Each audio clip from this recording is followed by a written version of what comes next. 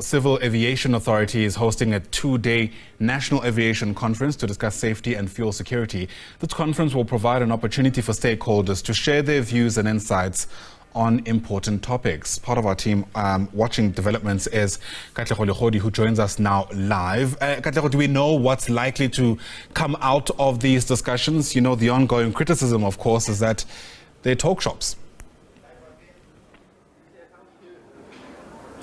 A very good morning to you, Ayanda, and to our viewers at home. Well, we're seeing those men and women just coming out in their numbers here to the CIR Convention Center in Pretoria to form part of this auspicious occasion. The reason why we're saying it's an auspicious occasion is because we're taking stock of where the civil aviation is in terms of South Africa's civil aviation sector. We're looking also at issues pertaining to the economy. Here, we're looking at also efforts towards ensuring that there's a safety, security, and the sustainability of this particular sector, looking at the work that has been done over time by the Civil Aviation Authority. So we are here today just basically looking at 2 days of discussions, 2 days of taking stock, and 2 days of just ensuring that the lay of the land is tapped into to just ensure that there's safety, security, and the lives of those that are flying here in South Africa and outside of this country find meaning, and there is that issue of safety and security that is highlighted here. But I'm going to bring into the conversation now the Director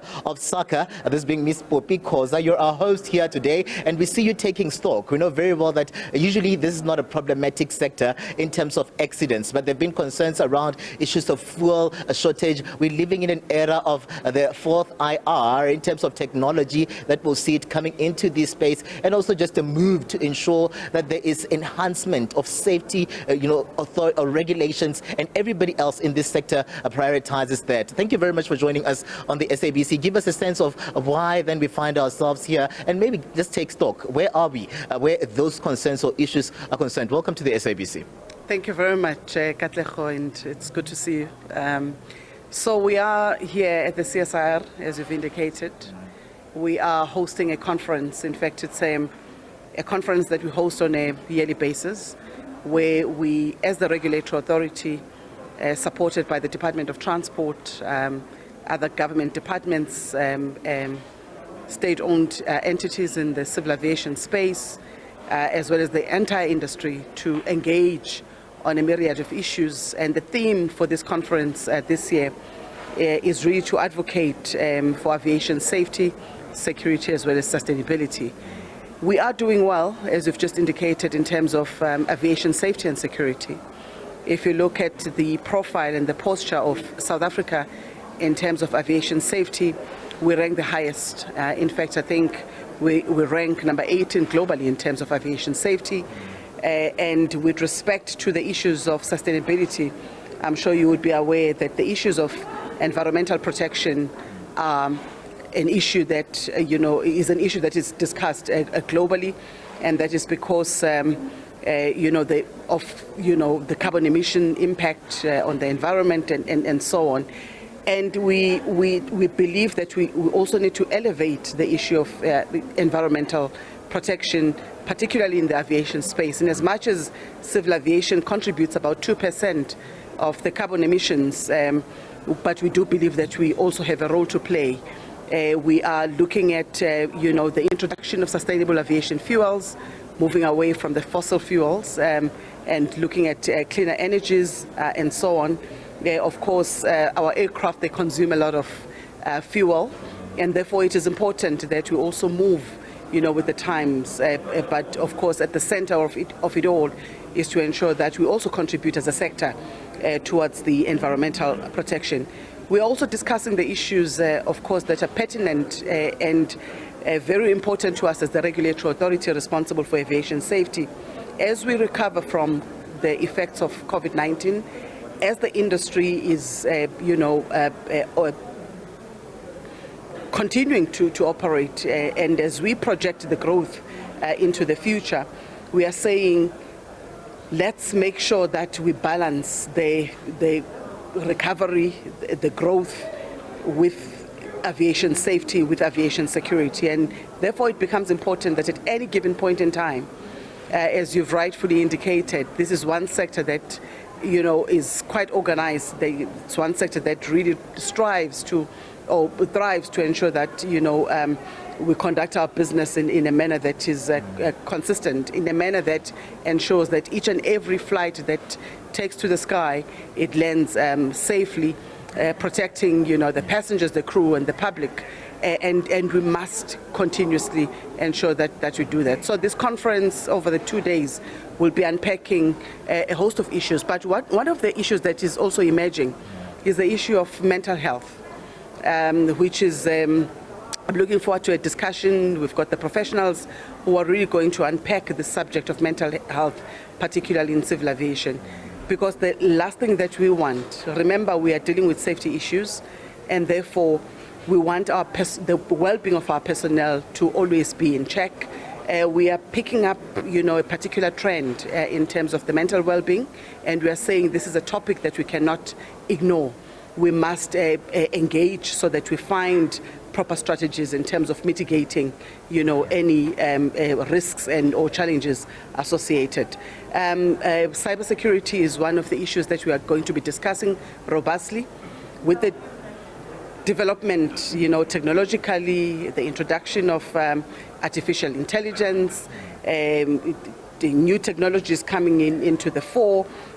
We also need to make sure that cybersecurity issues are equally elevated, and we mitigate any risk that comes as a result of the growth and the development in the technological space. And let's talk about issues of climate change. We know very well that the weather has not been in any way favorable to conditions here at home, and various sectors are preparing for that in ensuring that their strategies are underway to mitigate against the challenges pertaining to weather.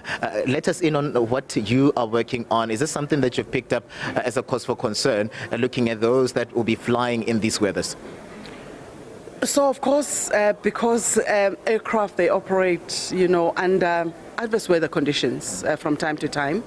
But the good thing is that the aircraft are built, in fact, to withstand those weather conditions. I'm sure you would have seen even yesterday in the Middle East, for instance, with the heavy rains and, the situation with the rain and the storms and so on. What will always be important is for us, one, to stay on top of it, but also we collaborate a lot with the South African Weather Services, because for each and every flight to take off, we have to observe the weather patterns and so on. But in any event that we get ourselves into that situation, there are checks and balances in place. We can ground the aircraft such that they don't operate. But also, the pilots, as they take to the skies, they must always have checked the weather patterns en route to make sure that they operate the aircraft safely. We are concerned about the climate change issues, which is why one of the discussions today is really on environmental protection, because we do believe that as a sector we do have a role to play in terms of reducing the impact of carbon emissions. Let's talk about jet fuel. We know very well that there have been issues around the shortage of fuels at some of the airports, and just recently we've seen SARS just squaring off with some of the jet fuel suppliers in terms of the logistics and the tariffs that are attached to the fuel that is supplied to the jets. Is this something that you've caught a whip of as SACA? Is this something that you're working on to ensure that it doesn't affect operations, or even the flights that go up there, they don't more or less go halfway without fuel? So there'll be no aircraft that goes first of all take off without fuel. It's just not possible. Aircraft, as they depart, they must have fuel, and they will always have fuel. On the issue that you're talking about, it's not necessarily a domain of Civil Aviation Authority, but we have been given assurance by the Airports Company South Africa together with the airlines. In fact, we had this discussion just last week Friday. There are backup systems in place, there are contingency plans in place. In an event that there is a disruption, if it does happen, I do believe that the relevant stakeholders will be able to communicate in advance to the public in terms of any disruption, if any will happen.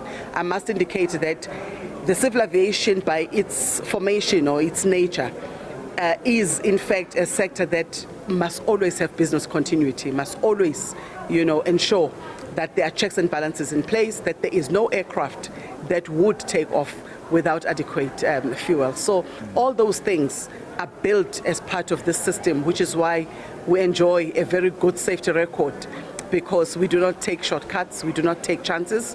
Whatever that we do is really to ensure that as you take off to your destination, you must take off and arrive at your destination safely.